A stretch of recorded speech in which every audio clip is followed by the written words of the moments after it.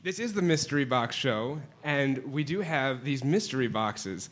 Some of the stories that we'll be presenting to you this evening have a little something extra, a little kind of visual aid. You never know what's going to happen until that box is opened. So I would like to share with you a story, because I'm a story collector.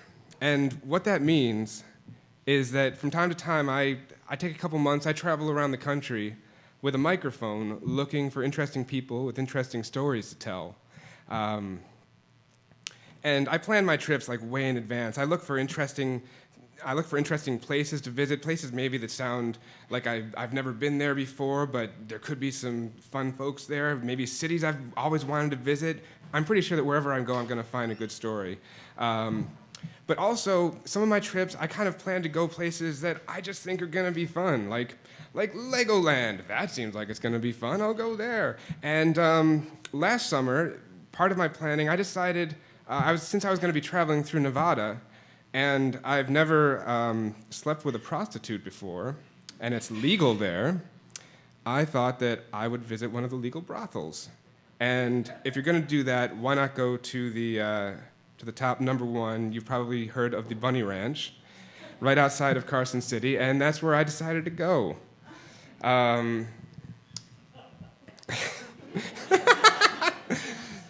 It was a long day driving through Nevada, and I was a little bit nervous about it. I mean, I'd looked up online sort of the protocol. I knew, about how much money I'd be probably dropping, and what happens when you get inside is that there's a bar and you kind of hang out and they let you chill until you're ready to meet someone.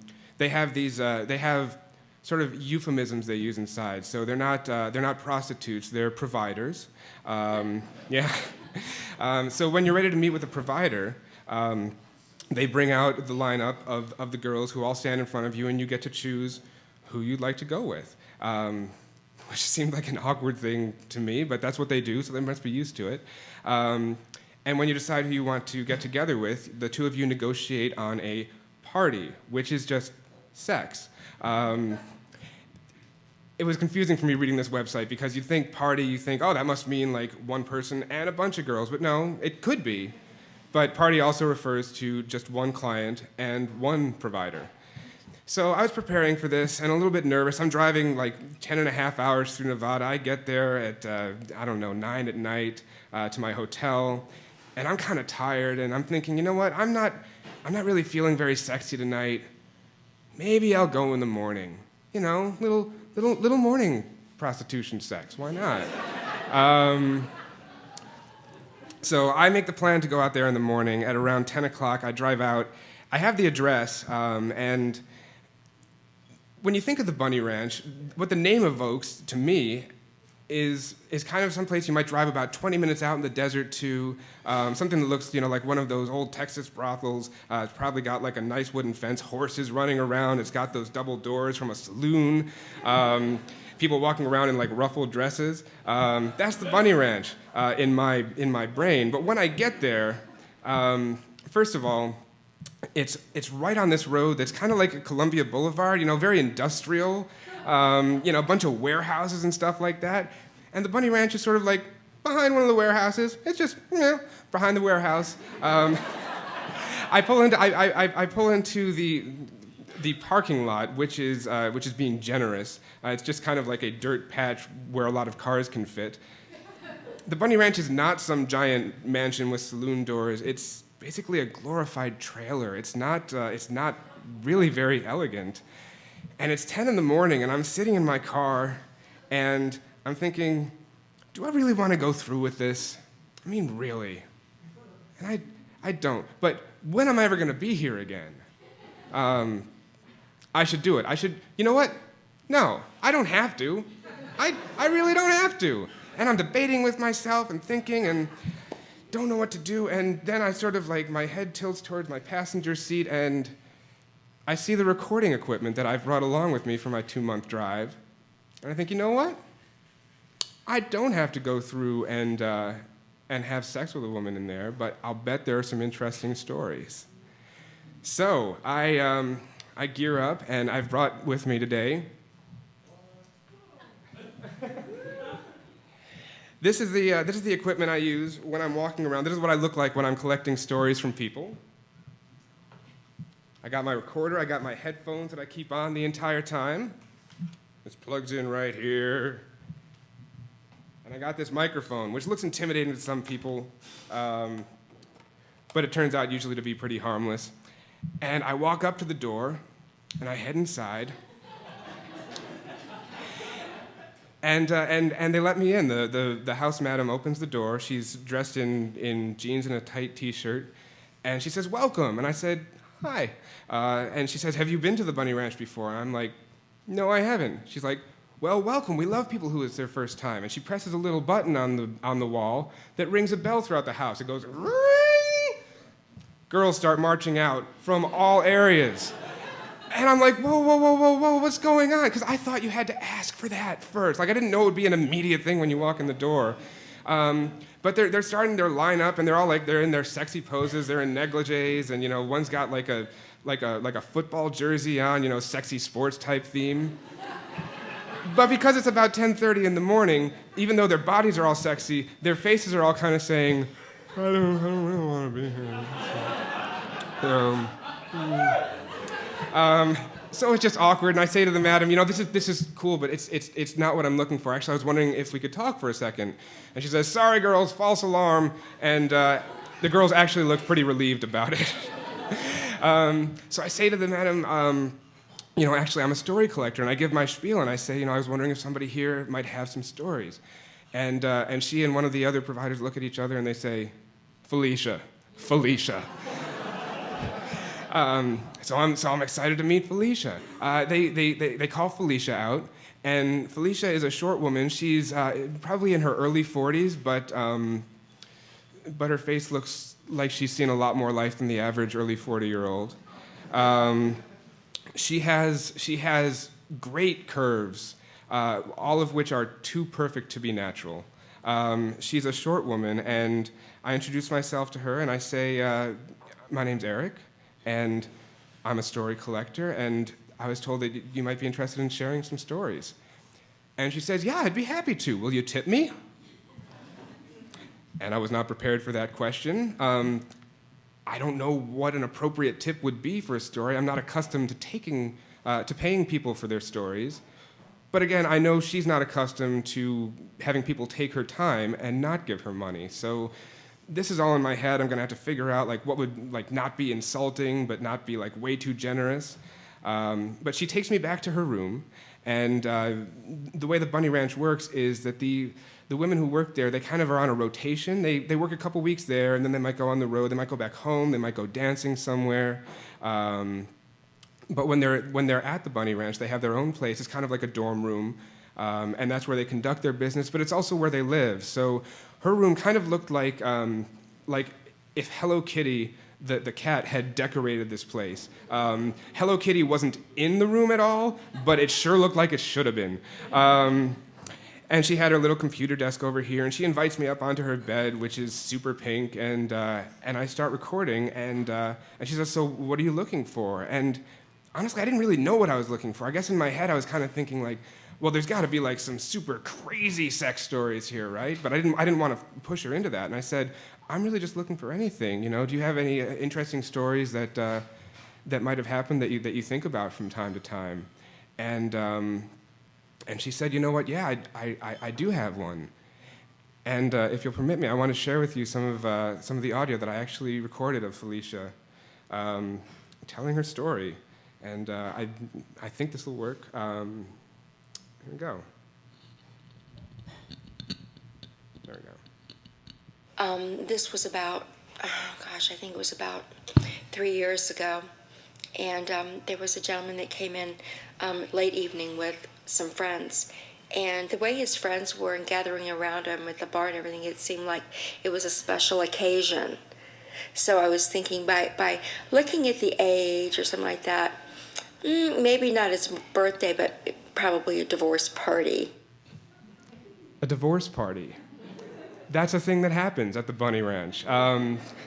I didn't know about these. In addition to the Bunny Ranch hosting bachelor parties and bachelorette parties, occasionally when there's a divorce, people will bring their friend out to the Bunny Ranch And honestly, I was surprised to find this out. Sometimes just hang out at the bar, like not even sex going on, but more often than not, they're there for the sex. So she thinks that this guy is there probably for a divorce party.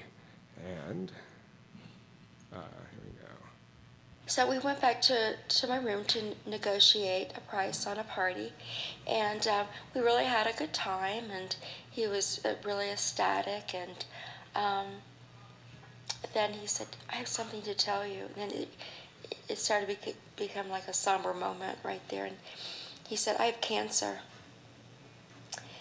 And there was a little bit of a silence there, and I said, really? And he said, just the way we've been talking, I feel really comfortable telling you this.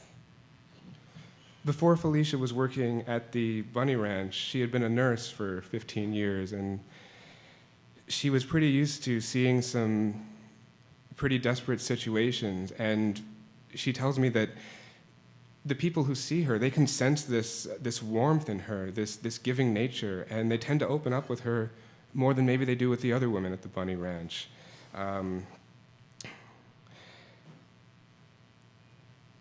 And she's seen some pretty incredible stuff. She actually advertises on her website that she is open to seeing people with disabilities or war veterans with missing limbs, because she doesn't get as uncomfortable around that sort of thing as some of the other women might. And if there's anything you want, if that's your situation, you want to feel comfortable. You don't want to be made to feel like you're not the average person.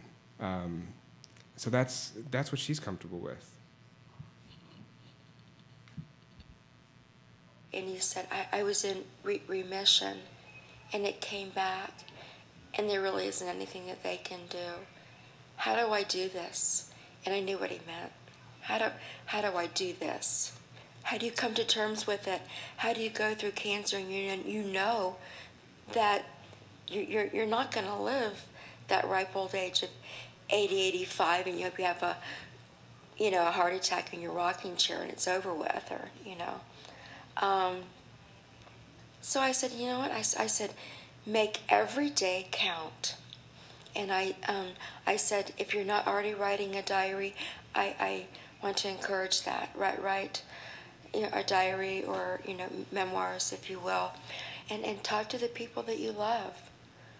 Talk about things that you want to pull up. Go back and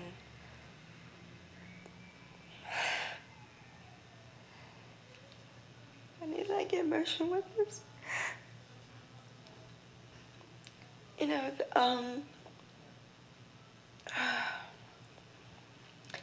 People that you need to go back and you need to say, hey, I'm really sorry for what I did, and I really mean that sincerely.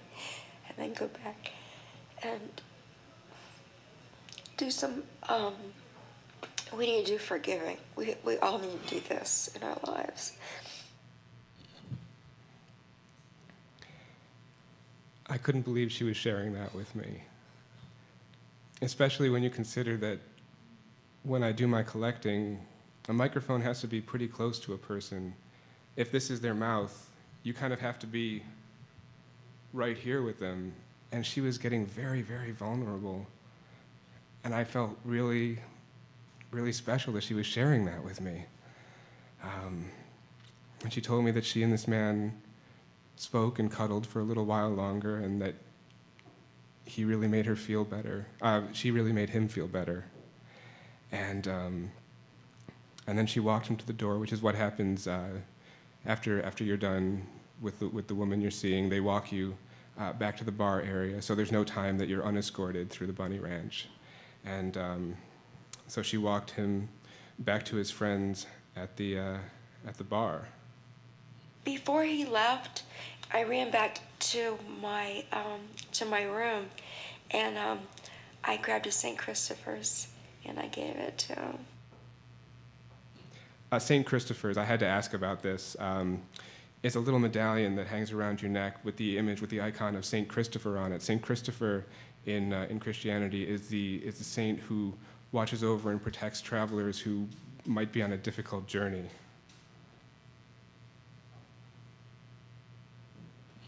And I gave it to him, and I said, I just wanted to give this to you, and I felt that he needed it. But he left really quite different, you know, and I think it was with more thought and more hope and more, um, I'm just not going to let my remainder days be, you know, enveloped in woe is me, and but I'm going to make it the best. And that's what she shared with me. And she walked me back to the bar area after we were done talking, and she gave me a hug, and I thanked her again for sharing that with me. And I did decide to tip her. And when I pulled out my wallet, she said, "You don't have to." But I insisted. I couldn't have seen myself doing otherwise. I really don't know what I was expecting a legal prostitute to be like, what kind of personality I would find. I had maybe some ideas, but in general, I didn't know what to expect. But something I do know is that I wasn't expecting what I found with Felicia. And I would like to let her have the last word here. You know, I like to let people know that there's more to being a provider, or whatever you'd like to classify it, legal prostitution, um, than just the sex itself. We're healers. Thank you.